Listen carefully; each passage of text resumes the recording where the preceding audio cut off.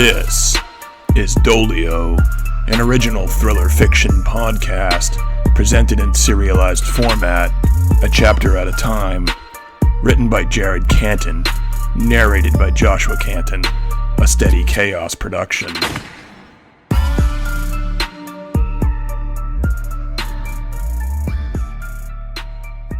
Previously on Doleo. Now, I breathed hard, exhausted, seemingly unable to move much more than my trigger finger, which was enough. I let my arm rest on the floor, trained the gun in his direction. Again, what were you going to do to Kinsley and my dad? He said nothing, almost looked regretful, at least selfishly, knowing now what he had coming. Maybe he felt sorry for the things he had done in his life. Maybe he was sorry he hadn't considered me a more legitimate threat. Either way, he was in the middle of regretting something. You know, about that red can, I goaded him. That wasn't my idea. I just take orders. He held his palms up. Would you have followed those orders? He didn't respond. I lifted my knee. Surprisingly, my leg stung with activity, and I used my heel to push me back another foot. Every minute brought with it slightly more control of my body. If I had enough time, it was possible I'd be walking before they got back, and if I was walking, I had a chance. Would you follow?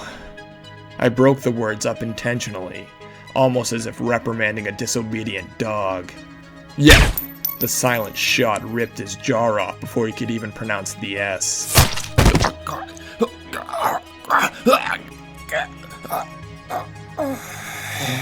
I tucked the gun into my waistband, fastened the whip chain to my side, and tried to stand again. Cranky legs responded, and I dragged myself upright. Braced my weight on the back of the folding chair. Grabbed the gas can and a steel lighter from near the fallen table, and found the strength to swing the canister onto the chair's seat.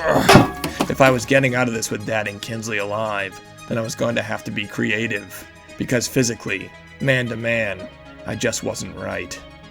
Dad! I yelled into my communication device. There was no reply. Using the chair like a walker, I slowly made my way around the perimeter of the room. I dumped the gas generously at each entrance and exit, a little less liberally around the remainder of the walls. I tossed the can into the center of the room, and slowly, relinquishing the assistance of the walker, fell to the floor and crawled to the door. Using the handle for leverage, I pulled myself up, killed the lights, and tumbled back into the alley near where Ross lay dead. I leaned back, rested against the wall of the warehouse, just feet from the door Rodney had used earlier to exit. I peered around the corner and made sure I was within range. For this to work, I had to be close.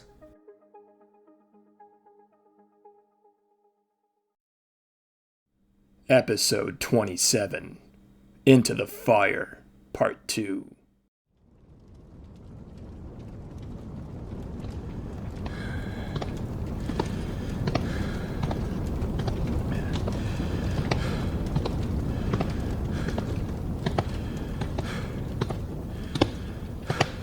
As soon as I had cleared the flames, a force caved my chest, an energy like nothing I had ever experienced. 3 loud booms immediately preceded matching impacts.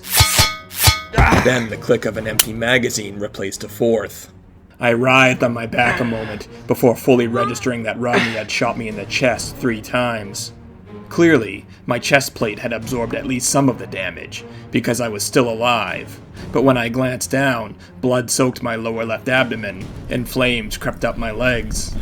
I swatted at them, unsuccessfully, before climbing to my feet slowly, laboriously.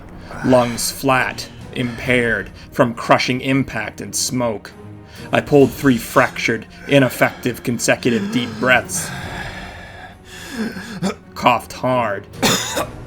Expelled spittle and blood and char. Fuck! Rodney flipped the empty gun to the floor and rummaged blindly through the bellowing smoke waves at his feet for another. I found my center, pinpointed him, and ran, wobbly-legged and weak. Near the halfway point between he and I, his arm rose again, a cocksure confidence in his eyes, and he directed an angular, squarish, clunky-looking pistol in my direction. "You get me out of here. I'll pretend none of this ever happened," he said. "Let her go, and you and I can talk." "About what, Pross? I have her. I have the gun. You're thin on leverage." I took a step closer, and he activated the hammer. "Nah, don't do that," he said, his head spastically scanning his surroundings. Smoke and flames and heat, but nothing of comfort, no clear escape route. "Fuck it," he said. His shoulders rose, and his mouth bent upwards in dismissive acceptance, an acknowledgement of his fate, and a final decision, not unlike the look Paul Friedman donned in the moments before killing Cindy. Rodney, however, aimed the gun at my head, not Kinsley's, just a handful of feet away. I saw his index finger adjust on the trigger, then noise, and I ducked right hard, felt it, the bullet, or its inertia, gently near my skin, so fast, too fast to fully react, then a sensation, my neck, a dragging, ripping feeling, and I fell away from it, threw my hand to my throat and rotated downward to my knees. "Ryder!" Kinsley cried. I released the wound, saw blood, but not as much as anticipated, and I sprang to life at Rodney. The moment he had spent admiring his work had created an opportunity, and he managed to squeeze off just one additional round before I arrived at his location, with raging ill intent. With my flailing left arm, I pushed Kinsley to the concrete and crumpled atop of Rodney to the floor. Felt discomfort in my rib cage, intense shortness of breath, from the previous 3 shots, or from the latest, the destination of which I had yet to determine. His weapon clattered free, and we tangled just short of the epicenter of the inferno at the rear wall of the warehouse. Flames dragged themselves up my legs and transitioned to his. He fought free of my feeble grip and furiously patted at the fire consuming his clothing.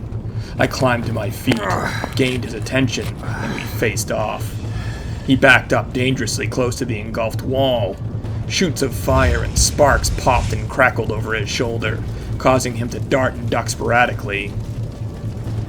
"So this is where it ends," he said, still slapping anxiously at his charred pants. He coughed twice as he finished the sentence. A thick layer of smoke hung ominously above our heads. "It is," I said.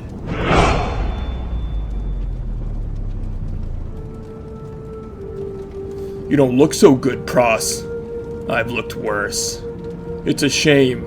Out of all the issues this city has, you had to single my guys out, disrupt my life, my peace, my business.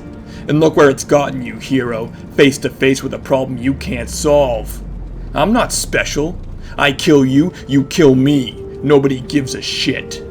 You killed my leadership council, so there'll be a dozen more me's tomorrow giving people on the streets what they want. Escape. Joy. People like me will keep carving out power in the streets and alleys you wouldn't dare walk down 2 months ago." Rodney swung wildly, a large, slow hook from my right, and I saw it, felt it, sensed it, tried to duck away, but my reflexes, physical dexterity, was too compromised. It landed flush, and I fell, stunned. Ribs, again and again, his boot rearing back and digging into my side, chipping away at my resilience, then again, then higher, across my face and the world spun and wrung out around me. Orange blurs and snaps and pops, vague screams and demands from Kinsley to stop, leave him alone. More contact, but not with me. Between Kinsley and Rodney, perhaps, and she fell beside me. A dribble of blood oozing from her nose. She dabbed at it with her sleeve, and I struggled to my feet. Slung my head to the left, then to the right, probably unwisely, and felt it crack. Rodney swung a fast, short right hand, and it stung my nose, generating a wetness in my eyes. Blurred my vision. He swung again, and I felt it. Tried to retreat, was too slow when the punch clipped my brow, sent blood pouring into my eye, down my cheek and into the corner of my mouth. You didn't save enough for me, hero. I swayed unsteadily before him, fully aware of my limitations, how compromised my reactions were, and made a final, accepting decision. I was never about perfection, never about a man that couldn't be hit. I'm a man that gets hit, takes that shotgun shell, gets up, and steps forward. I'm a man that defends those he loves, no matter what it takes, even if it's everything. I'm about resiliency, tenacity, and tolerance of cruelty, pain, disappointment, grief, and navigating the hard road. The road forward, through pain, through danger, through death, to deliver change. I strided close, foggy-headed, weak-legged. Fucking hit me! Rodney did, and I felt it coming, didn't move, just braced, let it land. Again! He did. I spit a mouthful of blood to the sizzling floor. What the fuck are you, you fucking freak? And he swung again. His fist landed flush with my temple, and my head spun slightly. Ears rang, fingertips buzzed with warning. He delivered another, and I stepped forward, absorbed it, walked through it, and punched him in the chest. Then the neck, face, and anything I could contact. He hit back. I felt the bluntness of impact, move forward anyway. Rodney staggered back now. Fell against a stack of old wooden pallets, and tried to fight to his feet. But I marched on, closed ground, and grasped his neck tightly in my good hand. Fierce flames crawled down the wall, charring the pallets, sending sparks and warning shots in our direction. I pushed him deeper into the pallets, and the flames skittered across his hair, face, and shoulders. His hand feebly reached up. His index finger jabbed at the wound on my neck, twisted, and I intensified my stare. Showed no reaction, just squeezed harder in return. You're not human. I pushed, drove the man downward into the hellish intensity, and the fire swallowed his wooden surroundings, his hair and face, and he screamed with fear and agony. I am a freak. I'm the man without pain. Call me Doleo. The flames gnawed at my hand now, and I watched the individual hairs on my arm curl and singe, emitting a small stream of smoke and steam. I held him there, watched him burn.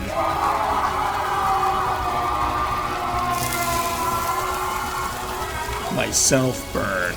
Saw my arm redden, skin begin to fray.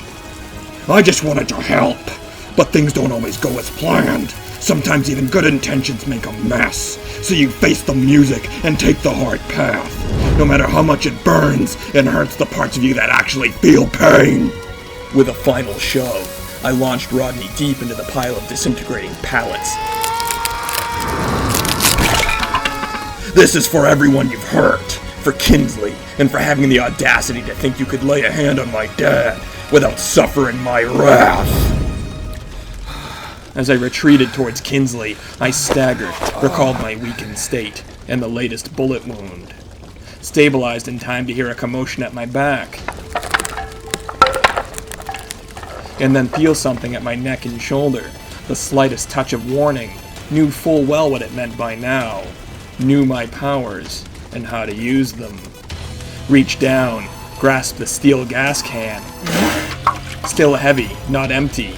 Swung it behind me hard, and it caught Rodney square. Sent him stumbling backwards astride. He stared in shock, his face melted, hair gone, replaced by open wounds and flaying skin. This isn't over. You don't know her. She won't rest, he managed. I swung the can in one final, conclusive sweeping motion and released it towards Rodney. It flew true, pummeling his chest, driving him back into the wall and pallets. The flames reached down and out and up, and pulled both him and the can deep into their blistering grip. He screamed loudly, released final curses of agony, and within moments, The can exploded. I lunged clear of the blast as golden daggers and shrapnel followed. I fell hard atop Kinsley. The crackle of the fire, close, not from the building, but my clothes, announced itself through a dread-filled look on Kinsley's face.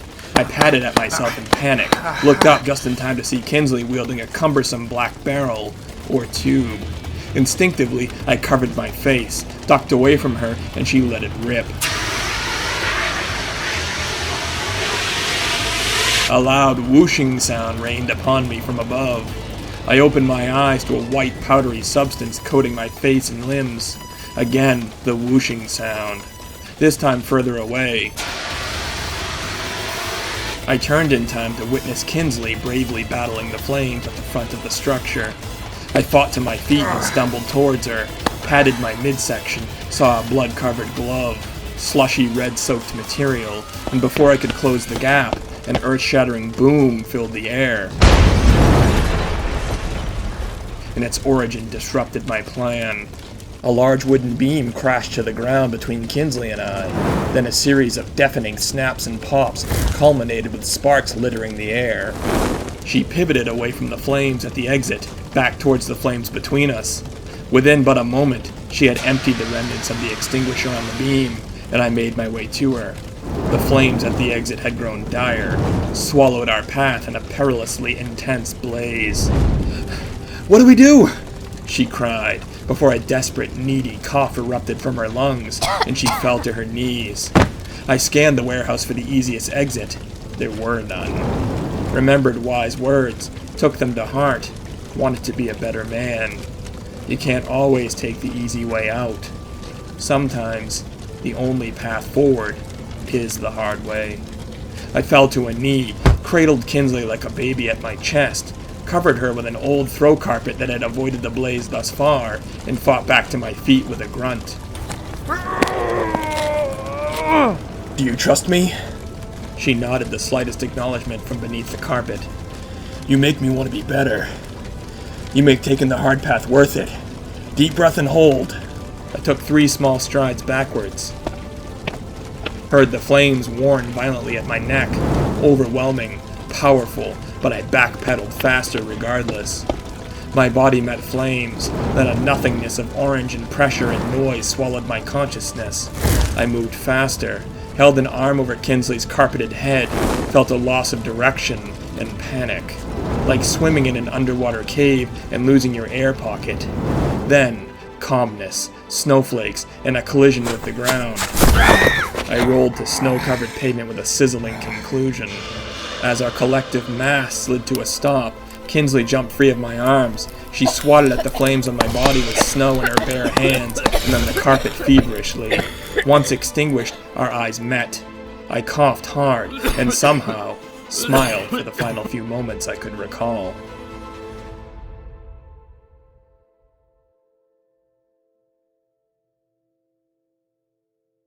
I don't know how it happened, or what possessed them to protect me when all I had ever brought them was danger. But Dad and Kinsley managed to get me to the hideout that night before the police arrived on the scene.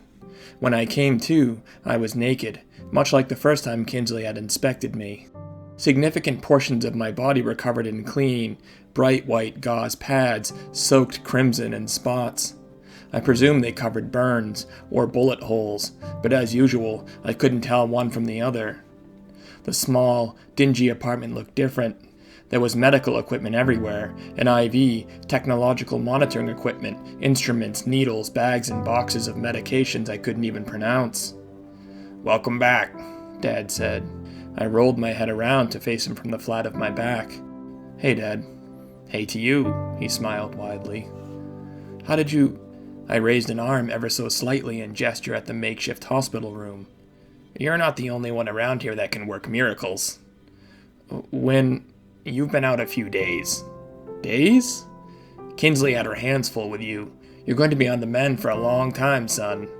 It's a good thing Kinsley started prepping for just this scenario. Even still, when things calm down, we're going to have to deal with some of these burns. The bullet wounds were clean, but you're back. That's another story altogether, son." "Dad, I remembered something about the day you were shot." I don't know what possessed me to bring it up then. Maybe fear that I wouldn't have the nerve if I waited.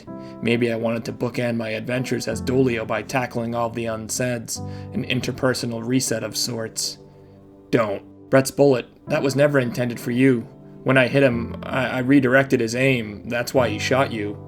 I saw what happened, he said. You did? And at that moment, knowing Dad the way I did, it didn't surprise me. He would have never told me that I was the reason he was the way he was, even if it were the truth, as was the case. I saw a boy take a point-blank slug from a high-powered shotgun, fall down, gather himself in an instant, and get back up. Do you understand how much courage that takes? Then I saw you fight a shotgun-wielding kid twice your size and take him down, saving countless lives. I looked away. I couldn't bear to look at him. Wished I didn't remember. Now, if you hadn't done that, who would he have shot next? Who do you think he would have shot after that nurse? Me? You? Everyone? I shrugged. It all happened so fast. Every time I think back on it, I see two conflicting, life-changing events. Sure, it was the day I lost the ability to walk, but more importantly, it was the day life confirmed what I already knew. That you, Ryder, have a hero's heart. I'm no hero. It's not the same when it doesn't hurt. I just acted.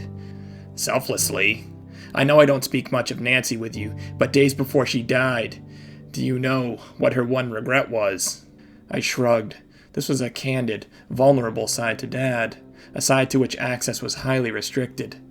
Nancy's only regret as she lay dying in a hospital bed was not that she would never be a mother, but instead that she would never have the chance to see me become a father.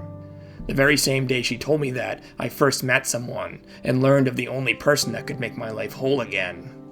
I knew I'd never remarry. It would have been like retiring from the big leagues to play in a local softball league. There was nobody like her left for someone like me. He was crying now, and astoundingly, he didn't even try to hide it. Well, about 10 minutes before she told me this, I ran into a crying woman in the hospital entryway. We collided, and she dropped her things everywhere. I tried to help, but she was so distraught, I basically just kept out of her way. Dr. Anderson told me that woman had just given up a very special 4-year-old, and that this boy would likely spend his childhood in and out of hospital facilities. I had always felt an innate connection with Dad, but I had never truly seen how magical the connection and circumstances were. That was my adoptive mother, Lee Doleo? It was. And then you fostered me? It took a few years battling the state, and finally I was approved as your foster parent. You see, you didn't just give me something to live for, you were Nancy's dying wish. You were sent to us, to me. You let me become a dad, an incredibly proud dad, and I think she knows. And now, I'm begging you, son, free yourself of this guilt. You've carried it long enough. You've never met anyone like Nancy since? I've never met anyone like her for me, he corrected. A long pause filled the room as he let that message permeate my extraordinarily thick skull. I know someone that reminds me a lot of her, though, he concluded. Do you know where she is? She left a while ago. I forced myself upright and wiggled my toes, solely to confirm that I could. Relief washed over me when they twitched as instructed. Where? Where do you think? I nodded, understanding she had her own life, her own obligations and professional commitments. I have to turn myself in. I can't make you two an accessory to this any longer. We won't be. Who knows how many blood struggles remain? Who they've told about me? Doleo is over, but they'll keep looking for me. No, Doleo isn't over. He's dead. Dead? Dad grabbed the remote. It twitched once in his hand and the television zapped to life. After a few moments searching the DVR, he pulled up a previously recorded news program. 7 are dead in a blaze that occurred this evening at the Roxbury warehouse behind me. Officials have confirmed it was gang-related, and that the 6 of the men killed here were high-ranking members of the Blood Struggles, an H-block-based gang involved in the city's most prolific heroin distribution chain that has been tabbed in over 20% of the city's homicides in the past 5 years. The gang has a history of witness intimidation, and had recently become a target of the vigilante that called himself Doleo. Both shockingly, and sadly, the body of Boston detective John Ross was also found at the scene. Detective Ross had served this city honorably for over 20 years. Investigators at the scene have tentatively concluded that Detective Ross was in fact the true identity of the famed Doleo vigilante. 2 trademark weapons, a Glock 17 pistol, and a hand weapon termed a whip chain, as well as a partially burned Justice Tarot card, were found in Ross's charred remains. Several of Ross's fellow officers, who wished to remain unnamed, confirmed that Ross had been very preoccupied with the Doleo vigilante investigation over the past weeks, and find it unsurprising that he may have in fact been the true identity of the vengeful hero in disguise. A vigil and public ceremony celebrating his service and bravery, even if misguided in the end, will be held at Boston City Hall. For now, thank you, Doleo, for making our streets a little safer, and may you find peace in your rest. Dad killed the feed. You set this up? I said with amazement, and despite the flicker of guilt clawing at my gut, even I had to concede its genius. Not me. There was a merely ritualistic knock at the door before Kinsley let herself in, emerging from the opening cautiously, as if uncertain she should enter. Her, Dad said with a smile before silently disappearing down the hallway as only he could. I tried to push myself upward on the couch, but couldn't muster the strength. Instead, I watched as she made her way over. I know what you're thinking, Kinsley said. I highly doubted that she knew what I was thinking right then, but the more bashful side of my persona shuddered at the thought that she might. Her hair was still wet and she had fresh, neatly pressed scrubs on. As soon as she had entered the room, her scent seconded her presence, a sweet, understated aroma. She was everything a man could hope for, paired with everything he should. You do? She nodded. I do, and if you're worried about Ross, don't. He'll go down as a hero for this. Ah, I acknowledged her revelation as if it were the answer I had been looking for. It was a good point, but not even close to what I'd been thinking. I'm so sorry I dragged you into this. I was already in it. I'd just been hiding so long that I had forgotten that there is more than work. There is love and joy and a fight worth having for a life worth living. I nodded. She carefully made her final strides across the living room to the couch where I was sitting. She gracefully knelt beside me, tucking her right leg under herself. Her eyes fixed on mine, and for the first time, they did so as if I weren't her patient. I felt like the kid in grade school with a crush on the teacher. Although it was always tragically real to the kid, it wasn't to anybody else. I wondered if we could ever be real to her. You should read this. She held out a small notepad. It was the pad Detective Ross had jotted notes in religiously at every meeting we shared. Some startling stuff. I took the small book from her, set it on the table. I think I should thank you, she said. For almost getting you killed? Twice? For coming through. You know, I've been unable to walk in dark parking lots for over 2 years. I look over my shoulder every time I get to a locked door, ATM or street vendor. I back up into the corner of each elevator I ride just to make sure I can see everyone in there. I've lived a haunted life, but my ghosts, my boogeymen, were real, just waiting out there in the city I love. They could have come back for me, but for the first time in a long time, I know they won't. Well, I'm relieved some good came of this ill-advised venture. Whatever's next for Luttrell, it too will be better because of you. What's next for us? I seized the opportunity, hurling my cards on the table. It was time to see what she was holding.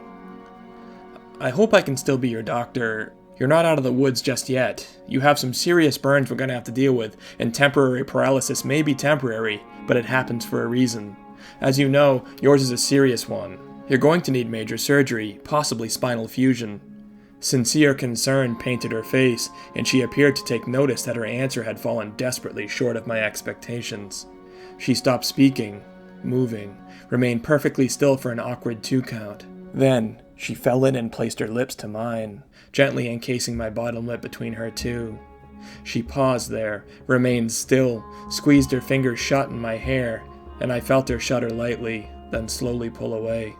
Get some rest, and when you feel well enough, I'll need to evaluate you at work, she instructed. Your fiancé, that passed, he's why you still wear that ring, isn't he? Partly, but I also wear it for our son, so he never forgets his dad. Before I could respond to that bombshell, Kinsley stood and slowly walked away. She was the best thing to come from Doleo, and most certainly the only part I needed to hang on to with all of my might.